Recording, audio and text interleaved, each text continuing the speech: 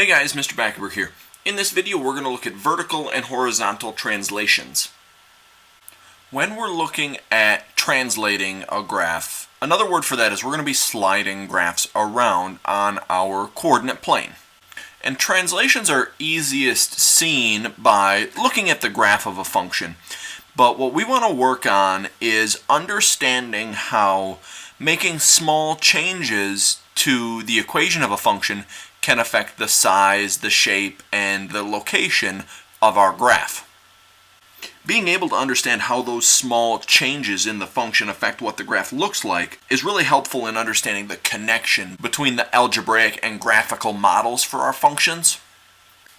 So I want to take a look at the function f of x equals x squared, and we're going to make a couple small changes to that function, and then we're going to graph these out to see what they do to the pictures of the graph. So for my second function, I'm going to name that g of x, and I'm still going to use x squared, but what I'm going to do is put a minus 3 on the end of that. And then I want to look at another function, and I'll call this one h of x, and I'm going to use x squared again. On the last one I put a minus 3 on the end, but on this one I'm going to put a plus 3 on the end. Now we're going to graph all of those out in our calculator and see what those changes do to our graphs. So in my calculator, in my y equals screen, the first equation we're going to type in is our x squared. And when we graph that out, we should get a nice parabola shape centered at the origin. Now I'm going to go back to my y equals screen, and the second function that I wanted to graph out was going to be x squared, but we're going to put a minus 3 on the end of our function. Then if we graph that one out, what we can see is that we've got the exact same picture of our graph, but because of the minus 3 that we put on the end of the function, it shifted the vertex of our graph from the origin down 3 spaces. Now for our third equation, we said that we were going to do x squared plus 3. And if I graph that one out, again, if I compare it to my blue original equation here, used to be centered at the origin, but now because of the plus 3 that we put on the end of the function, it shifted our graph up 3 spaces. So in general, what we can say about vertical translations of graphs is if we have some function y equals f of x, if we add a real number c to the end of the function, then what that's going to do is translate or shift our graph up by however many spaces that c value is. And similarly, if we subtract c instead, that's going to be a vertical translation, a vertical slide down by however many c units. Next, we're going to look at horizontal translations. I still want to start with my f of x function being x squared. But when we look at horizontal translations, we're going to need to be careful. For my second function, I'm going to do g of x equals, I'm going to throw a set of parentheses in here, and I'm going to do x plus 3 inside of my parentheses, but I still need my squared power, and that's going to go outside of my parentheses. And then for my h of x function, instead of it being x plus 3 inside of the parentheses, I'm going to do x minus 3 inside of my parentheses, again with my squared power on the outside.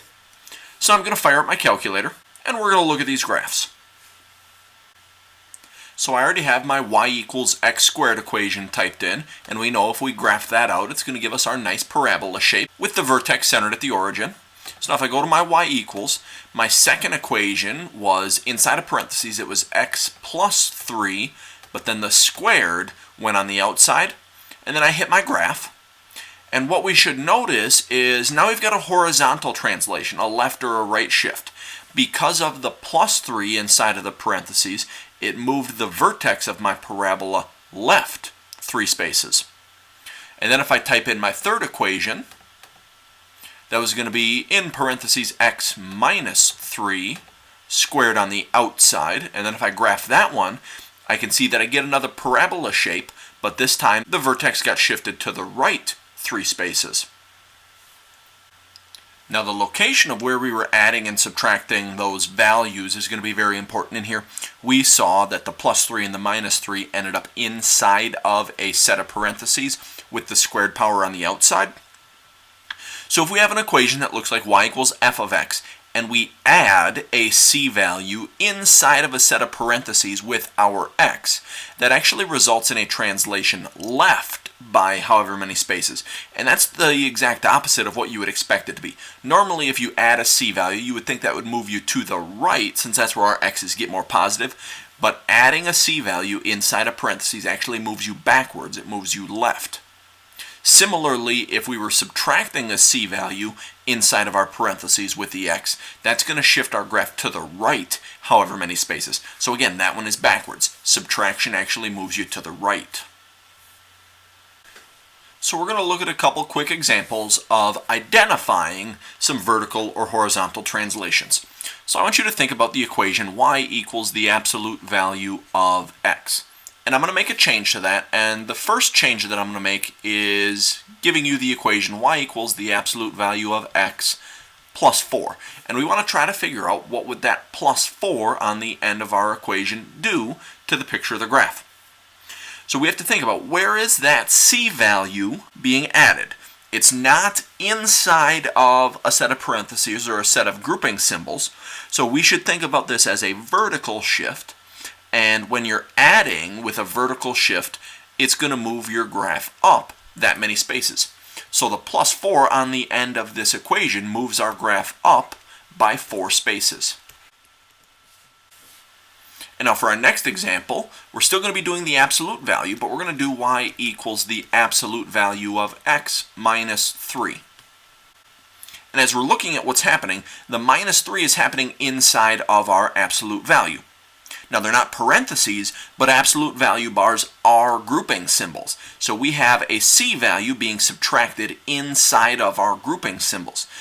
That's going to mean a horizontal shift, but we have to remember that horizontal shifts are backwards. So this minus 3 is actually going to move our graph to the right 3 spaces. We're going to look at some more examples, but we're going to look at writing out the equation for a shift. So in this picture, the red dotted line is the graph of the equation y equals x cubed. And what I want to do is I want to look at this blue graph and see if we can figure out what its equation would be. Now, I'm looking at my red graph, and it's normally centered around the origin, but I can see that that point got shifted down 3 spaces to land on my blue graph. So I need to think about, how do I shift a graph down by 3 spaces? So what that's going to result in is it's going to be our y equals x cubed, but to move our equation down 3 spaces, I need to put a minus 3 on the back end of the equation. Now, similar picture here, so the red dotted line is still the graph of the equation y equals x cubed, but now the blue line, instead of being centered at the origin, we shifted that left 2 spaces. So we need to think about, how can we write out this equation? Anytime we've got a horizontal shift, that means that something is being added or subtracted inside of a set of parentheses. Now, this is still a cubic graph, so I need to have my cubed power, but that's going to go outside of my parentheses. My x is going to go inside of the parentheses. And what I have to remember now for this horizontal shift is that horizontal shifts are backwards. So normally we would think of going left as subtracting 2, but because horizontal shifts are backwards, a left shift actually means a plus 2 inside of my parentheses. Now, one more example here. So same idea, red dotted line is the graph of the equation y equals x cubed. But now if we're focusing on what's happening to this middle point, it looks like it got shifted to the right 3 spaces and also up 3 spaces. So in my new equation, to think about that horizontal shift, so moving to the right 3 spaces, I need my x inside a set of parentheses with my cubed power on the outside. Now we just saw to go left 2 spaces, that was a plus 2. So to go to the right 3 spaces, that's going to be a minus 3 inside of my parentheses. But then I also need to shift my graph up 3 spaces, so I need to put a plus 3 on the end of this equation. That's going to be it for this video. Thanks for watching.